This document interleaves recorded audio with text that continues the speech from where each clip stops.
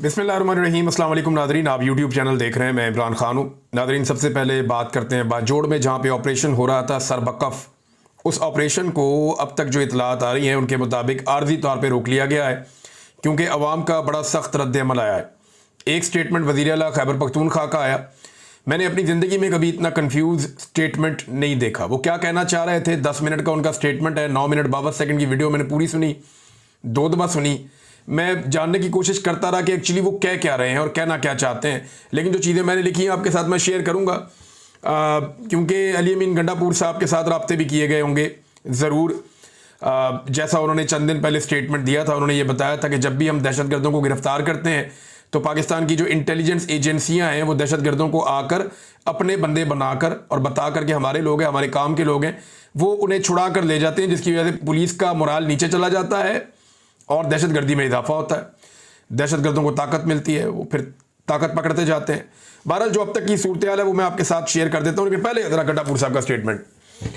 गंडापुर साहब ने कहा कि साजिश के तहत फौज और अवाम में दूरियां पैदा की जा रही हैं। अब ये कौन कर रहा है? ये तो गंडापुर साहब खुद अपने मुंह से कहते रहे। उन्होंने कहा जी इन्हें बेनकाब करना बहुत ज़रूरी है। अवाम हुकूमत और इदारों का साथ नहीं देंगे तो जंग नहीं जीत सकते। इस जंग में आप सबका साथ बहुत ज़रूरी है। दहशतगर्दों के साथ साथ उनके सहूलतकारों का भी खात्मा करना है। अब ये साजिश के तहत फौज और अवाम में दूरियां पैदा की जा रही है, तो गंडापुर साहब कई दफ़ा बता चुके हैं कि मिलिट्री एस्टेब्लिशमेंट के जो गलत फैसले हैं या उनकी पॉलिसीज़ हैं या इदारा जो कुछ कर रहा है आम आवाम के साथ, उसकी वजह से फौज में और अवाम में दूरियां पैदा हो रही हैं। इमरान खान साहब एक मरतबा नहीं 1000 मरतबा कह चुके हैं, बल्कि उन्होंने अपने लास्ट ट्वीट में आसिम मुनीर साहब को इसके लिए जिम्मेदार करार दिया इमरान खान साहब ने, और उन्होंने कहा कि जो आसिम मुनीर साहब कर रहे हैं उसका इदारे को नुकसान हो रहा है, फौज को वो नुकसान पहुंचा रहे हैं फौज को। ये इमरान खान साहब के ट्विटर पे आया ना। तो इदारे और फौज के दरमियान जो दूरियां पैदा हो रही हैं, अली अमीन गंडापुर, इमरान खान, पाकिस्तान तहरीक इंसाफ की पूरी पॉलिटिकल पार्टी और बहुत सारे ह्यूमन राइट एक्टिविस्ट हैं, वकला हैं, बहुत सारे लोग, वो ये कहते हैं सहाफ़ी भी कि ये इदारे की पॉलिसी के नतीजे में हो रहा है। और जो इदारे के टाउट सहाफ़ी हैं वो ये कहते हैं कि जी इदारे को इस बात की अब कोई फिक्र नहीं है कि लोग उनके बारे में क्या सोचते हैं या अवाम से उनकी दूरी पैदा हो रही है। तो ये बात तो सब लोग कहते हैं और गंडापुर साहब खुद कहते रहे हैं। तो साजिश के तहत फौज और अवाम में दूरियां पैदा की जा रही है, इन्हें बेनकाब करना होगा। तो कैसे बेनकाब करेंगे? नाम लिया ही नहीं अली अमीन गंडापुर ने कि ये कौन कर रहा है दूरियां पैदा। फौज और अवाम में दूरियां पैदा होने की वजह यह है कि मिलिट्री एस्टेब्लिशमेंट वो फैसले कर रही है जिन फैसलों से अवाम नाखुश है, और यही वो वजह है इमरान खान साहब के बकौल और पीटीआई के बकौल। बहरहाल गंडापुर साहब ने एक और बात की। उन्होंने कहा जी दहशतगर्द आबादियों में आकर पनाह लेते हैं, फिर कार्रवाई में सिविलियंस का नुकसान हो जाता है। यानी दहशतगर्द क्योंकि आबादियों में आकर रहते हैं, जब उनके ऊपर कार्रवाई की जाती है तो सिविलियंस का नुकसान हो जाता है और हालात ख़राब होते हैं।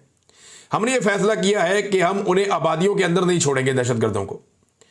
सिक्योरिटी फोर्सेज के लोगों के बारे में उन्होंने कहा जी ये हमारे मेहमान हैं, जो इन पर हमला करेगा उन्हें हमने यहां से निकालना है। यानी दहशतगर्दों को आबादियों से निकालना है, बाहर फेंकना है, इनको आबादियों में नहीं छोड़ना। सिक्योरिटी फोर्सेज के लोग हमारे मेहमान हैं, लिहाजा जो इनके ऊपर अटैक करेगा, जो इन्हें तंग करेगा, हमने उनको नहीं छोड़ना। ये हमारे आबाओ अजदाद की रवायत है कि हमने मेहमानों का तहफ़्फ़ुज़ करना है। कुर्बानियाँ देने वाले शोहदा और उनकी फैमिलीज़ का शुक्रिया अदा जितना ज़्यादा करें उतना कम है। फिर उन्होंने कहा जी जिरगे होंगे पूरे खैबर पख्तूनख्वा में, मुशरान बैठेंगे, सियासी नुमाइंदे बैठेंगे और दीगर लोग बैठेंगे, मुशावरत करेंगे।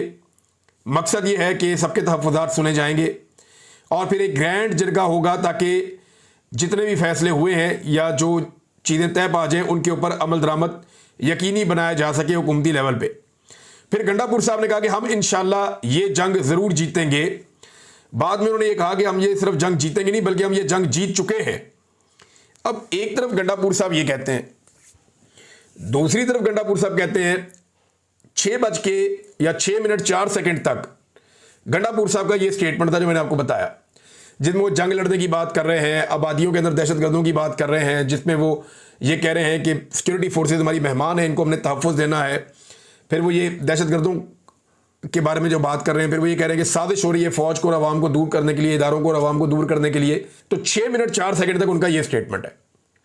फिर इसके बाद गंडापुर साहब अचानक से कहते हैं कि कोई ऑपरेशन नहीं हो रहा, और ऑपरेशन इसलिए नहीं हो रहा कि नकल मकानी नहीं होगी, और नकल मकानी जो है उससे नुकसान होता है। तो मुझे ऐसा लगा जैसे गंडापुर साहब विकेट के दोनों तरफ खेल रहे हैं जैसा कि गंडापुर साहब ने खुद अपने मुंह से कहा था कि मैं विकेट के दोनों तरफ खेलता हूं क्योंकि दोनों तरफ मेरे अपने लोग हैं। तो मुझे महसूस हुआ कि वो विकेट की दोनों तरफ खेल रहे हैं लेकिन खेल ही नहीं पा रहे, बहुत ही बुरा खेल रहे हैं। वो ये वाली बात भी पूरी नहीं कर पाए और वो वाली बात भी पूरी नहीं कर पाए। वो दो कश्तियों के अंदर सवार है। जो अवामी रद्द-ए-अमल है ऑपरेशन के खिलाफ, वो उसके बारे में बात नहीं कर पा रहे, और जो गुस्सा है एस्टेब्लिशमेंट के अंदर में भी वो अली अमीन गंडापुर साहब को कन्वे किया गया, और नॉर्मली ये होता है, राब्ते तो होते हैं, तो वो उसके ऊपर भी पूरा अमल दरामद नहीं कर पा रहे। तो आधा तितर आधा बटेर वाला मामला अली अमीन गंडापुर साहब ने किया है इस सारे मामले में। तो तरक्की के लिए अमन लाना होगा, साथ उन्होंने ये भी कहा, और ये मिलकर करना होगा।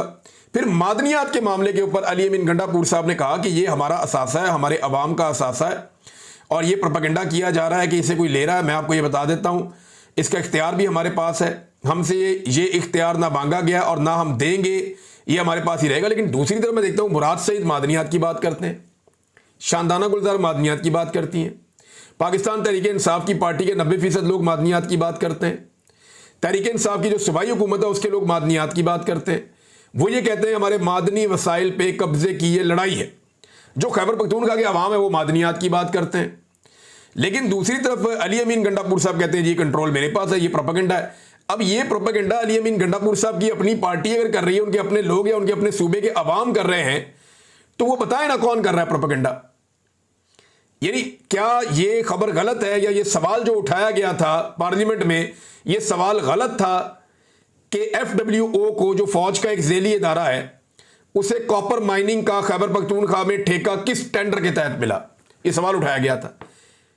यानी क्या वहां पे कोई बोली हुई, कोई टेंडर हुआ, वो ठेका वैसे ही मिल गया, इसका रोला पड़ा हुआ था, ये सवाल उठाया गया था। क्या ये सवाल गलत उठाया गया? क्या गंडापुर साहब ने इसके बारे में बात की? तो गंडापुर साहब ने दावा किया था कि हम काम करेंगे इसके ऊपर, जो इजाफी इख्तियारात दिए गए हैं फौज को खैबर पख्तूनख्वा में, इस गुफ्तगू में उसका भी जिक्र नहीं है। तो ऐसा लगता है कि गंडापुर साहब पे शदीद प्रेशर आया, महसूस होता है, मुझे ज़ाती तौर पे लग रहा है, मेरा ये एनालिसिस है, मुझे लगता है उन पर प्रेशर आया। और एस्टेब्लिशमेंट, आपको पता है जो पाकिस्तान में हालात हैं, प्रेशर तो वो डालते हैं, और ये प्रेशर तो फील भी होता है, पता भी चलता है। तो गंडापुर साहब चंद दिन पहले तक जो थे, ये सारी जो टॉक वो कर रहे थे, इसमें वो नहीं थे। लेकिन पाकिस्तान तहरीक इंसाफ कहाँ खड़ी है ये देख लें। इसमें पाकिस्तान तहरीक इंसाफ के लोग जो है वो पूरी ताकत के साथ खैबर पख्तूनख्वा की आवाम के साथ खड़े हो गए। और ये जो मनाजिर मैंने देखे हैं, इसमें जुनैद अकबर साहब कहते हैं हम हर ऑपरेशन के खिलाफ हैं, ये इदारे हमें बताएं पहले ऑपरेशन होने जो हुए हैं उनके क्या नताइज है। अगर पहले ऑपरेशन कामयाब थे तो अब दहशतगर्द कहाँ से आ गए? पहले कहा जाता था कि अफगानिस्तान में तालिबान की हुकूमत आएगी तो दहशतगर्दी नहीं होगी, लेकिन अब ये सब कुछ हो रहा है। फिर जुनैद अकबर ने कहा कि खैबर पख्तूनख्वा हुकूमत ऑपरेशन को फौरी तौर पर रोके। खैबर पख्तूनख्वा हुकूमत को आईनी इख्तियार देता है कि फैसला करे। अगर खैबर पख्तूनख्वा हुकूमत ने रवैया ना बदला और इसी तरह चलते रहे तो हम फैसला करेंगे और खैबर पख्तूनख्वा हुकूमत के खिलाफ निकलेंगे। ये जनाब जुनैद अकबर साहब। अब गंडापुर साहब खेल रहे हैं विकेट के दोनों तरफ, जुनैद अकबर साहब विकेट के अवाम वाली साइड पे चले गए, पब्लिक वाली साइड से मैं खेल रहा हूँ। बहरहाल ये जो मुजाहरा है ये बड़ा खौफनाक है, बहुत बड़ी तादाद में लोग निकले हैं। एक मासूम बच्चे की लाश भी शहरियों ने उठाई हुई थी। मैंने बड़े लंबे अरसे के बाद इतनी बड़ी तादाद में लोग देखे जो बाजोड़ में एक दिन के ऑपरेशन के बाद अवाम निकलकर सामने आई है, बहुत बड़ी तादाद में। शाहिद खटक साहब ने भी कोई तस्वीर शेयर की है, गुलजफर खान साहब जो इस इलाके के रहने वाले हैं उन्होंने कुछ तस्वीर शेयर की हैं। बड़ी शदीद वहाँ पे नारेबाजी भी हुई, इवन फोर्सेस के खिलाफ भी नारेबाजी हुई, दहशतगर्दी के खिलाफ भी नारेबाजी हुई। अवामी नेशनल पार्टी इन्होंने एक मुतालबा किया है। आपको याद होगा मौलाना खान ज़ेब साहब की शहादत हो गई थी थोड़े दिन पहले, जब एमएल वली खान साहब गए थे वहाँ पे उस इलाके में, हालांकि ख़तरा भी था फिर भी वो वहाँ पे गए और जाकर उनके घर वालों से मिले, उनका हौसला बढ़ाया। बड़ी अच्छी बात थी, मैंने उस दिन तारीफ़ की थी। अब ये मौलाना खान ज़ेब साहब भी इस ऑपरेशन के शदीद मुखालिफ थे और इसके रस्ते की एक बहुत बड़ी दीवार थे। मौलाना खान ज़ेब के कातिल भी नहीं पकड़े गए, कोई कार्रवाई भी नहीं हुई। और मौलाना खान ज़ेब जो हैं देखें ना, वो तो ऑपरेशन के खिलाफ थे ना, तो कोई दहशतगर्द उन्हें क्यों मारेगा? ये सवाल भी अपनी जगह पे ना। उनको तो वो मारेगा जो अमन का दुश्मन है, उनको तो वो मारेगा जो चाहता है कि कुछ ना कुछ ऐसी एक्टिविटी चलती रहे, या अवाम का दुश्मन है जो उनको मारेगा। बहरहाल अवामी नेशनल पार्टी ने एक मुतालबा किया है, स्पीकर से मुलाकात की अवामी नेशनल पार्टी के सूबाई असम्बली के रुकन निसारबाज खान ने। उन्होंने कहा जी कि पीर बहुत दूर है, आप शाम को, कल शाम को बुलाएं फौरी तौर पे, सूबाई असम्बली का इजलास बुलाएं हंगामी तौर पे, और इजलास बुला के इस पे बात करें। खैबर पख्तूनख्वा के अमन व अमान की सूरत हाल बहुत ख़राब है, यहाँ पे ऑपरेशन किया जा रहा है, गैर एलानिया तौर पर रियासत ने ऑपरेशन शुरू कर दिया है बाजोड़ में, जिससे बेगुनाह सिविलियन शहरियों को निशाना बनाया जा रहा है। ये अवामी नेशनल पार्टी की जानिब से ये जारी किया गया स्टेटमेंट, एमएल वली खान नहीं है, अवामी नेशनल पार्टी की जानिब से जारी किया गया। मुतालबा किया कि फौरी तौर पर इसके ऊपर असम्बली में इजलास बुलाकर बातचीत की जाए। ये अब मेरे सामने नाज़रीन वीडियो खुल गई है, छोटा बच्चा है, उसके कपड़ा बंधा हुआ है, ये बहुत ही मासूम बहुत प्यारा बच्चा है, छोटा सा, इतनी शलवार कमीज पहनी हुई है। इसकी डेड बॉडी इसकी फैमिली ने उठाई हुई है और बाजोड़ वाले एहतजाज में पहुंच गए हैं कि इस बच्चे का क्या कसूर है, यानी इस बच्चे ने क्या किया था। इसमें सलीम ज़ेब अफरीदी साहब लिखते हैं कि पख्तूनख्वा वतन में पख्तूनों का हाल, रियासती मजालम और फौजी ऑपरेशन के वो कारनामे जिनमें आज तक किसी दहशतगर्द की लाश तो हमें नहीं नज़र आती, लेकिन मासूम बच्चों की लाशें हमें नज़र आ रही हैं। ये एक तरह की नस्ल कुशी है और पख्तून माओं की गोदें खाली हो रही हैं। ये बड़े अफसोसनाक मनाजिर हैं। कुछ और मैंने मनाजिर देखे, यहाँ वीडियो मेरे पास हैं। ख़वातीन बच्चे पत्थरों पे चलते हुए जा रहे हैं, अपने इलाके खाली कर रहे हैं। एक मरतबा फिर बाजोड़ में नकल मकानी हो रही है। क्या पश्तूनों की किस्मत में यही रहेगा? वो ऐसे ही नकल मकानियाँ करते रहेंगे, बार बार ऑपरेशन। यानी कभी ऐसा हुआ दुनिया के इस एक इलाके में को 20 ऑपरेशन हो गए एक सूबे में और अभी तक अमनो अमान ही नहीं आया, और हर ऑपरेशन के अंदर हज़ारों जाने गई हैं, सैकड़ों जाने गई हैं, फिर भी बलूचिस्तान में और खैबर पख्तूनख्वा में अमन नहीं आ सका। सिर्फ KPK में 20 ऑपरेशन रिपोर्ट हुए। ये 22वां ऑपरेशन वहाँ की जो मकामी क़यादत है वो ये कह रहे हैं। मोहसिन दावड़ साहब ने भी बड़ा सख्त इसके ऊपर स्टेटमेंट जारी किया है और मौलाना खान ज़ेब साहब के वो सवालात आज सोशल मीडिया पे वायरल हैं जो उन्होंने पूछे थे कि हम तो अपने घर खाली कर दिए थे, लेकिन उस ऑपरेशन में हमारे घर, बाज़ार और पूरी बस्ती वीरान हो गई। जिसके खिलाफ ऑपरेशन किया गया था वो दोबारा कैसे पैदा हो गए? ये वो सवाल है जो पूछा था मौलाना खान ज़ेब साहब ने। गुलज़फ़र खान जो हैं जिन्होंने पाकिस्तान तहरीक इंसाफ की जानिब से इलेक्शन लड़ा था बाजोड़ में, और क्योंकि वहाँ पे एक पाकिस्तान तहरीक इंसाफ के साथी जो थे तहरीक इंसाफ वालों के, वो शहीद हो गए थे और उनके भाई ने फिर इलेक्शन लड़ लिया, तो वो छोड़ के चला गया, शहबाज शरीफ की काबीना में शामिल हो गया। तो ये कुरान मजीद हाथ में लेकर बहुत बड़ी तादाद में लोग निकले और इन्होंने ये कहा कि कल हमारे बाजोड़ में तोप के गोलों से 3 बंदे शहीद और 20 से ज़ायद ज़ख्मी हैं। आज कर्फ्यू तोड़कर हम मार्च करेंगे। तो लोगों ने आज कर्फ्यू तोड़ दिया है। खैबर पख्तूनख्वा की गवर्नमेंट ने भी ये ऐलान किया कि जनाब कोई कर्फ्यू यहाँ नहीं लगा सकता, DC और दफ़ा 144 का निफाज नहीं कर सकता। तो बाजोड़ के अवाम के हमरा कर्फ्यू तोड़कर मार्च कर रहे हैं। ये गुलज़फ़र खान साहब ने स्टेटमेंट दिया, हाथ में कुरान पाक और बाजुओं पर काला कपड़ा बांध कर दोनों दहशतगर्द गिरोह के सामने जरगा करेंगे कि हमें जीने दे। ये दोनों दहशतगर्द गिरोह कहते हैं जी, हमें दोनों तरफ से दहशतज़दा होते हैं। दहशतगर्दों की तरफ से, तालिबान की तरफ से भी होते हैं और फौज की तरफ से भी होते हैं, क्योंकि हमारे ऊपर दोनों की गोलियां आकर गिरते हैं, हमारे ऊपर दोनों की गोलियां आकर गिरती है। तो हम तो दोनों तरफ से पिस रहे हैं। इस तरफ जनाब वो तालिबान है, इस तरफ जो सिक्योरिटी फोर्सेज है, बीच में हम पिस रहे हैं और 21 ऑपरेशनों के बावजूद कोई हल नहीं निकला। अब वो लोग ये कहते हैं जी इसका हल हम खुद निकालेंगे। हम अब ये गए थे जाके तालिबान के ठिकानों के बाहर बैठ गए और उन्होंने कहा जी 5 तारीख तक का उन्होंने टाइम मांगा। उन्होंने कहा जी हम 5 तारीख तक का टाइम दें, हम ये इलाका खाली करेंगे, आपको हम निकल जाते हैं। उसके बाद फिर हमने देखा कि एक ऑपरेशन शुरू हो गया नेक्स्ट डे। अब फिलहाल फौरी तौर पे जो इतला आई वो ये है कि ऑपरेशन को रोका गया है और सरबकफ आर्जी तौर पे बंद है। मोहम्मद फ़हीम साहब ने ये बात रिपोर्ट की है, सीनियर जर्नलिस्ट हैं। तो नाज़रीन ऑपरेशन की जो बाकी चीज़ें आपके साथ मैं शेयर करता रहूँगा और आपको बताता रहूँगा जैसे जैसे इसकी अपडेट्स आएंगी। अब जो बाकी खबरें हैं वो मैं आपके साथ शेयर करता हूँ, जिनमें एक बड़ी खबर ये है कि एक ऑल पार्टीज़ कॉन्फ्रेंस होने जा रही थी और उसको रोकने के लिए हुकूमत ने बड़े होछे हथकंडे इस्तेमाल करना शुरू कर दिए हैं। अल्लामा राजा नासिर अब्बास साहब का स्टेटमेंट आया और इस हवाले से एक स्टेटमेंट जो है वो मुस्तफ़ा नवाज़ खोखर साहब का भी है।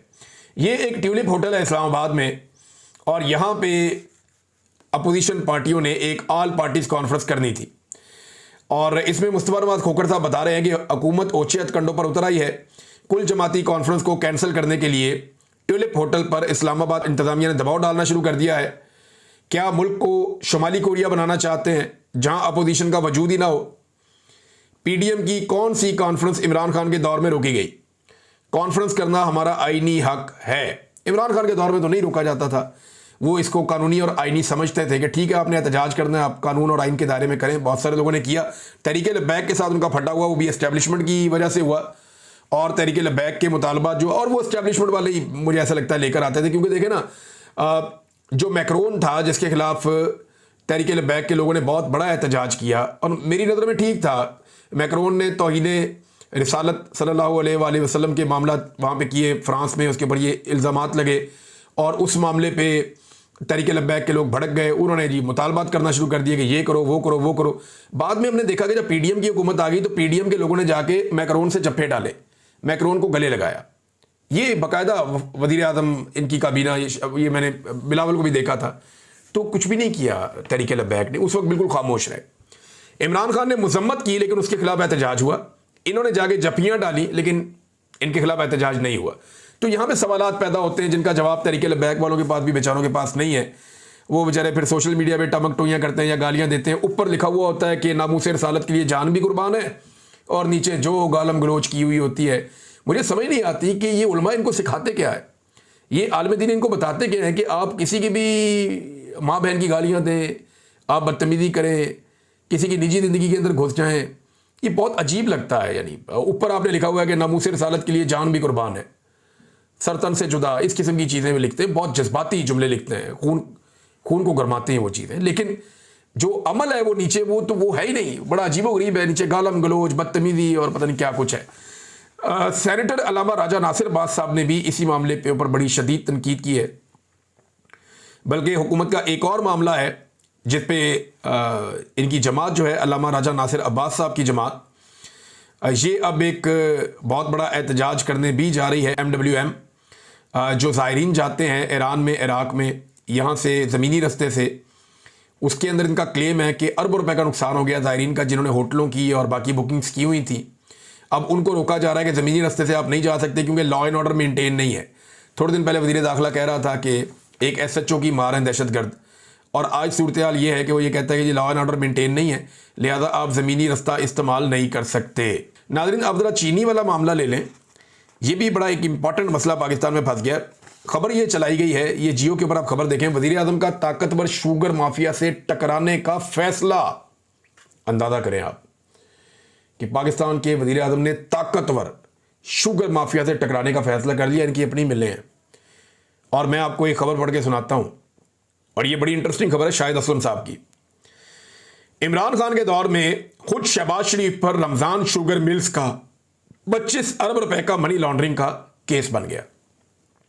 25 अरब रुपए का मनी लॉन्ड्रिंग का केस बन गया रमज़ान शुगर मिल के ऊपर। इमरान खान के दौर में पर्चा हो गया, FIA ने दे दिया पर्चा, तहकीकात शुरू हो गई, और तहकीकात के बाद पर्चा हुआ था। DIG उस वक्त के जो डायरेक्टर FIA थे डॉक्टर रिजवान, उन्होंने पर्चा दिया था, और हमजा शहबाज और सलमान शहबाज ये दोनों भी इसके अंदर मुलजिम थे। बाद में आपको पता है कि कैसे वो उनका इंतकाल भी हो गया।